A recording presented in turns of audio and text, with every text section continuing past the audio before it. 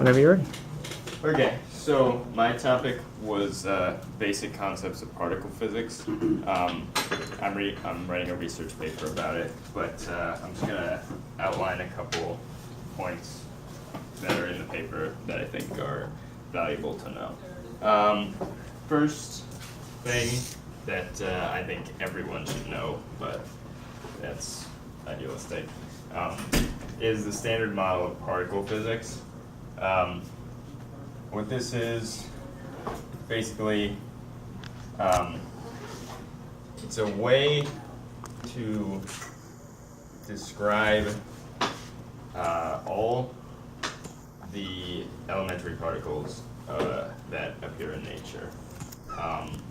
And you'll often see this diagram that I'm putting up. Like if you search it, this diagram will come up, and this is just this is just a basically a table of all the particles. So it's separated into three columns. You have the first generation, second generation, and third generation, and then you have bosons. You might find that pink marker to be a little bit stronger. Yeah. This one? Yeah. So, first generation of matter is, there you go, it's interesting. You have, well, let me start down here. Actually, I screwed this up.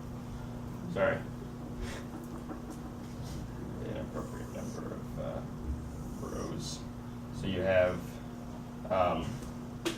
the electron, that I'm sure all of you are familiar with, or at least you better be.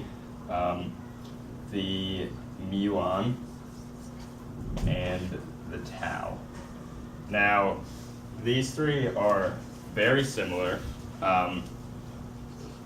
You all know electron has a -1 e charge. It has a spin of 1/2 or -1/2. And having a spin of 1/2, it is considered a fermion, which I'll explain the difference between fermions and bosons in a second. So, yeah, electron negative charge, 1/2 spin, and it's not very massive, especially with respect to like a nucleus of an atom or something, like a proton or a neutron. A muon is essentially the same thing, except just a little more massive. Well, a lot more massive. Being more massive, it's much more unstable than an electron. An electron is very stable. You won't see an electron decay. Muons decay very quickly. I'm not sure what their mean lifetime is, but it's the order of magnitude like it's like 1×10⁻⁷ seconds or something like that. A tau is again just an even heavier electron. So it's actually very large, very massive particle now.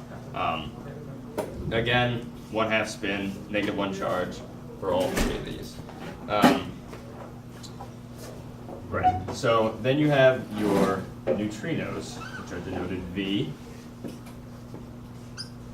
and the flavor. I should have mentioned that before. You would say like what? Okay, hold on. Sorry. So you have three types of neutrinos: electron neutrino, muon neutrino, and tau neutrino. If somebody were to ask you what flavor of neutrino you had, flavor corresponds to electron, muon, or tau, which again is just a difference in mass. They're all three of these are neutral particles, have very little mass. The electron neutrino is the least massive, then muon neutrino is more massive, then tau neutrino is even more massive. Again, fermions, it's either 1/2 or 3/2 spins, I'm not sure. That's a property of a fermion. They have to have a half integer spin. You'll never see whole integer spin for fermions. Those are bosons. Anyway, So yeah, so the flavor of neutrino electron muon tau, that's what flavor means. Again, well, you'll see it again up here when I'm about to do. So now we'll go to quarks. There are 6 different types of quarks. You have the up quark, down quark, charm quark, strange quark, bottom quark, top quark. I might be mixing those up, but quarks. Has anybody heard of quarks? Does everybody know what quarks is? Yeah? Yeah, quarks are what compose nucleons, with nucleons just being neutrons and protons. They have third charges, so like an up quark would have a positive 2/3 charge, while a down quark will have a negative 1/3 charge, which makes sense because in a and this is like this is 1/3 E, so 1/3 times a charge in an electron. So this makes sense. So you have a proton. It doesn't really have this shell, but we'll pretend it does. You have 3 quarks. 2 are up. 1 is down. Up quarks have positive 2/3 times 2, and down quark has negative 1/3. You add these up, it comes out to 3/3, 1, which is 1. So, and that's exactly what we've observed. Electrons have the same charge as protons, just opposite signs. So, and you can see this comes out to 4/3 minus 1/3 is 3/3. So, positive 1. So yeah, so you'll see quarks have third charges. They have, again, they're fermions, so they have half integer spin. And by spin, I literally mean spin. They're spinning. They have angular momentum. Due to the Heisenberg uncertainty principle, you can't know all the components of the momentum, so they denote it. It's actually proportional to h bar over, h bar times the spin is the actual value of the angular momentum, I'm pretty sure. And h bar, you guys remember Planck's constant, h? Well, h bar is just h divided by 2 pi. Okay? You'll see that a lot. There's a lot of 2 pi's in particle physics. I don't know why, but there is. Anyway, so again, quarks, you have up quark, down quark, charm quark, strange quark, bottom quark, top quark. That's the order of mass. So up quark is the least massive, top quark is the most massive. Again, if somebody were to ask you what the flavor of a quark is, that corresponds to what type of quark, like up, down, charm, strange, top, bottom. Again, the heavier quarks, like top and bottom, very unstable. They'll tend to decay. You won't see them in nature unless you're dealing with very high energy events like supernova, which is really the only place you will observe them. These are all fermions. Now we're going to deal with bosons, and in particular, gauge bosons. Okay, so we got photon, gluon,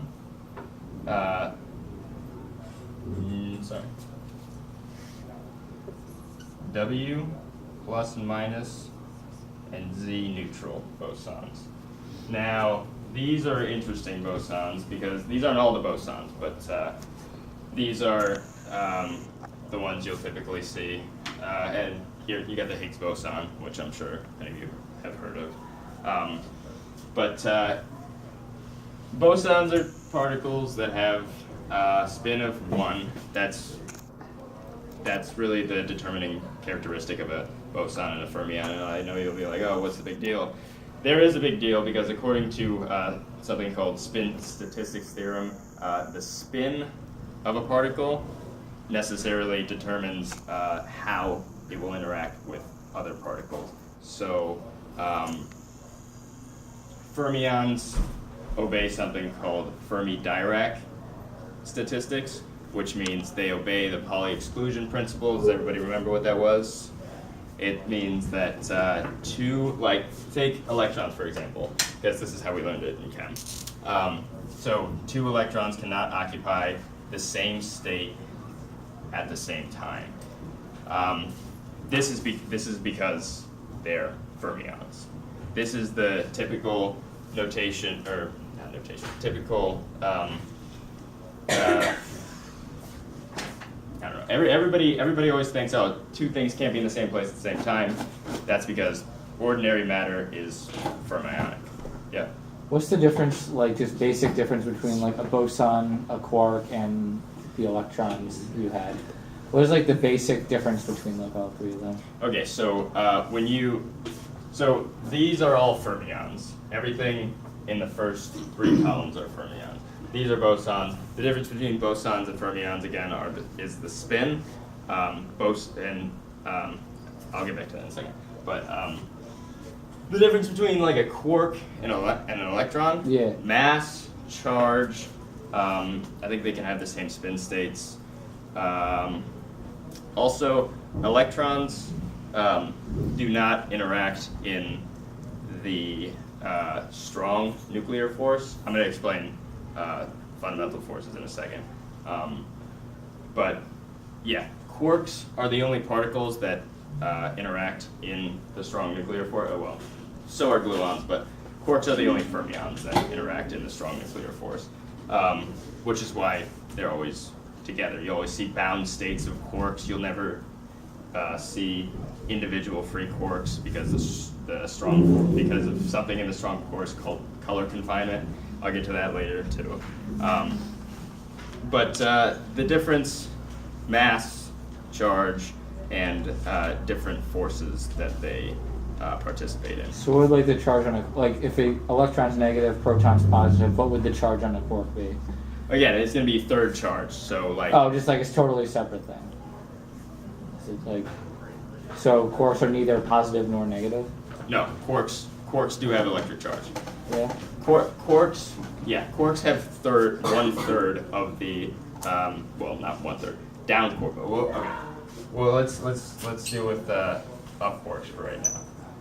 An up quark has a positive 2/3 electric charge. All right, it has, I don't know how much mass. It has some mass. We'll call it M. And then it also has a color charge. Color charge is it's not literally color. It's just sign, like. Okay, so you have three color charges: red, green, blue. Those are analogous to positive and negative for the electric charge. So when something has a color charge, that means it participates in the strong nuclear force. The electron does not have a color charge, but the quark does have a color charge. It also has an electric charge that is 2/3 that of the electron. Does that answer your question? Or Yeah. you sure? Yeah, it's just, yeah, that's fine. Yeah, no. I just didn't know like what the difference was. Yeah, no, yeah, it gets weird. And these are, I should make this clear. These are all elementary particles. You don't typically hear of them, but they're there, and they're very important. That's why I thought I would share this with you guys, because most people only know of electrons, and some people know of up and down quarks. But there are more elementary particles than just electrons and quarks. And if I'll just clarify, neutrinos again, very much less massive than an electron, neutral particle. They only interact in gravitational and weak interaction. The weak interaction deals with like mass decay. So it's like the weak interaction is how like a muon is unstable, so it'll decay into an electron and other things, like probably some sort of neutrino. I don't know, I haven't memorized decay patterns, but they're there. Anyway, so right, so we were fermions and bosons. Okay. Again, fermions have to obey Pauli exclusion principle. Bosons, on the other hand, do not. So that means that an infinite number of bosons can occupy the same quantum state at the same time. Sounds interesting, but we've all experienced it. With the Young's double slit experiment, where we had two electromagnetic waves where they could constructively interfere or destructively interfere, right?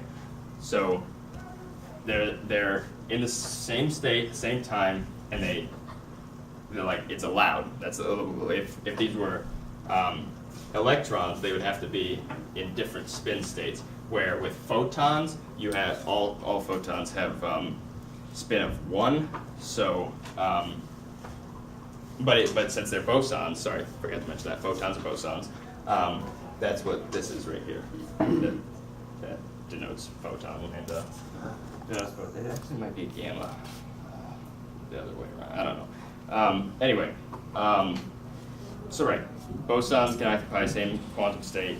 Fermions can. That leads to things like the fact that bosons can occupy the same quantum state leads to things like superconductivity and Bose-Einstein condensates and superfluidity and stuff like that. Superfluidity is actually really cool because helium-4, which is the most common superfluid, is actually a composite boson, meaning that its total spin is integer. I think it's 0 actually, so which is an integer. So so it has bosonic properties, which is really cool. Anyway, so you got these gauge bosons.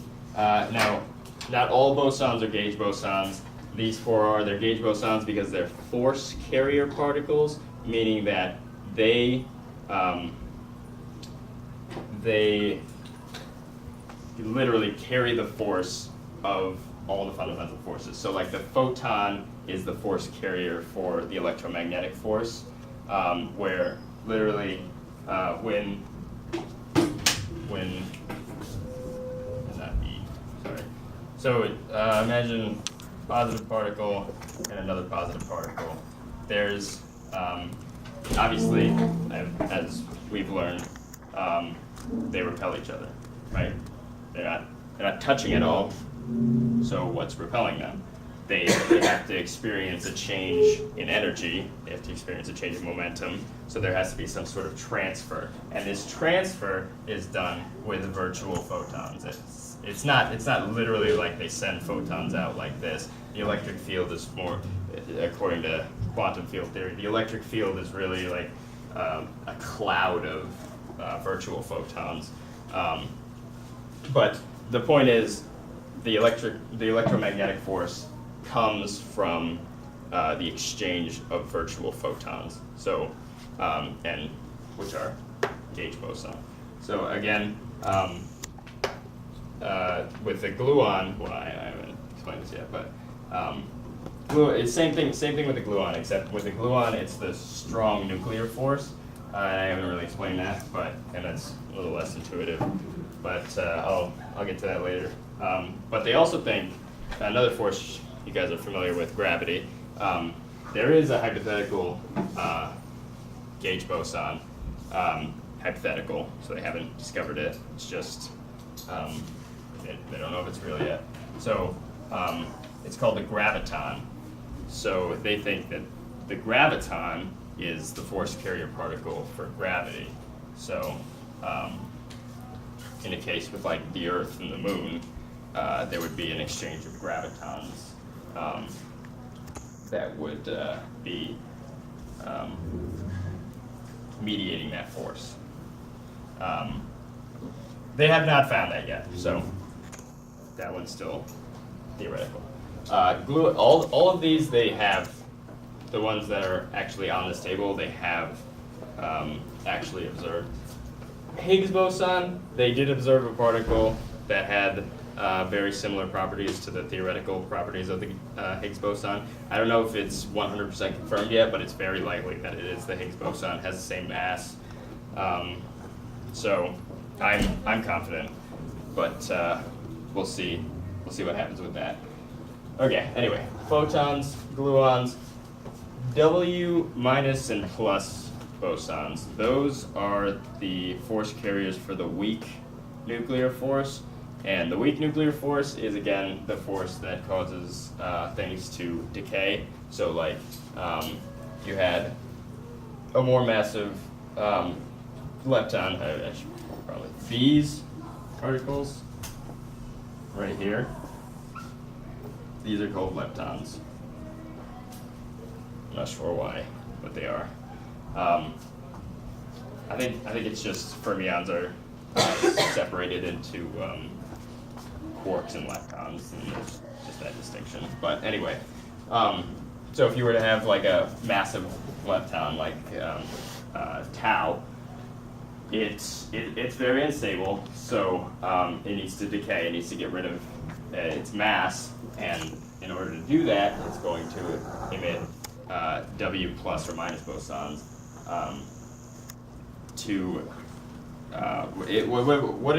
What it does, it emits the bosons. It turns into a less massive lepton, and the bosons themselves turn into other leptons. So, like a tau could decay. Actually, I'm not sure. There are a bunch of conservation laws that you have to abide by.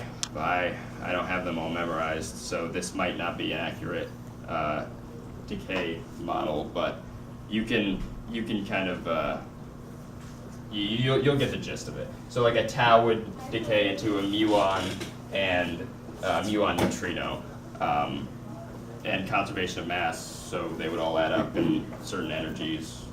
Some particles would go away with certain energies. Again, equals. Okay. Another. Sorry, there's a lot to explain. I'm not gonna get off track yet. But the point is, weak nuclear force is what causes particles to decay. It doesn't necessarily have to do with things like alpha decay, beta decay, and gamma decay. Actually, I'm pretty sure that does have to do with beta decay. But with alpha decay, that's not the case. Without alpha decay, my understanding is that the electric repulsion between protons is greater than the residual strong force between quarks, and that's what causes the nucleus to become unstable, and then it emits helium-4 nuclei to make it stable. So that doesn't really have anything to do with the weak force. But with beta decay, you have a neutron emitting an electron.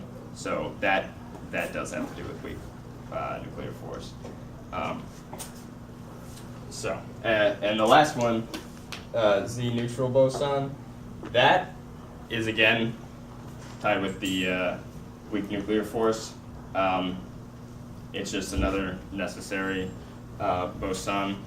That's why it exists. But it's good for neutral decay, for conservation of charge. So if like say muon neutrino is decaying, or a tau neutrino is decaying.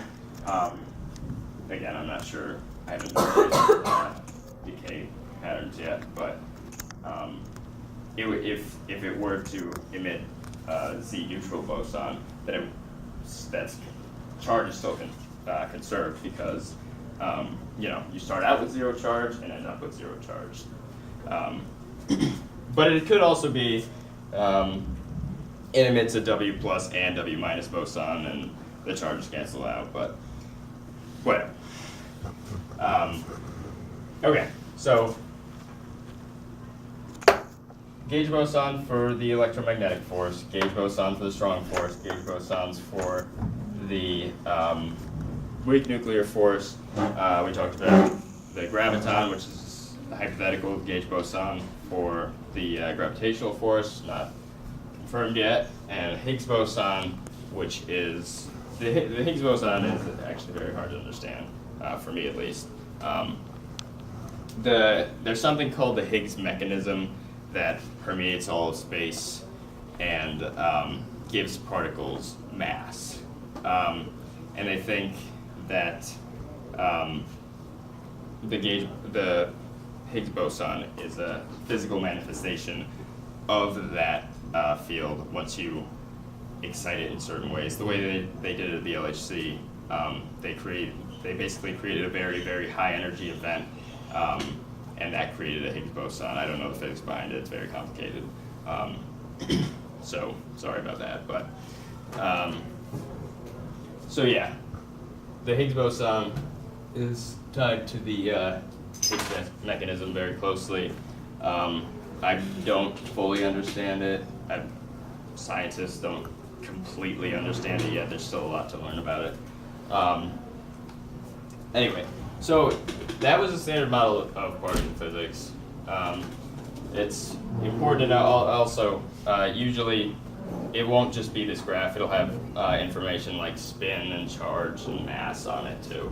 But I don't know a lot of them, so sorry.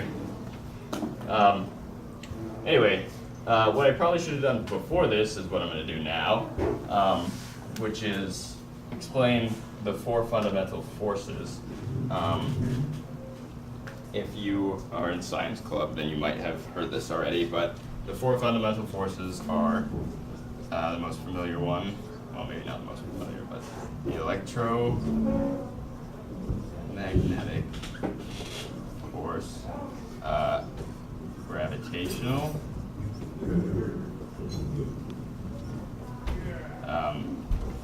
strong, it's sometimes called strong nuclear force, sometimes called strong interaction, so just watch out for that. Strong nuclear, oh, sorry. Yeah. Why did this take it so long? Alright, sorry. Strong nuclear force, weak nuclear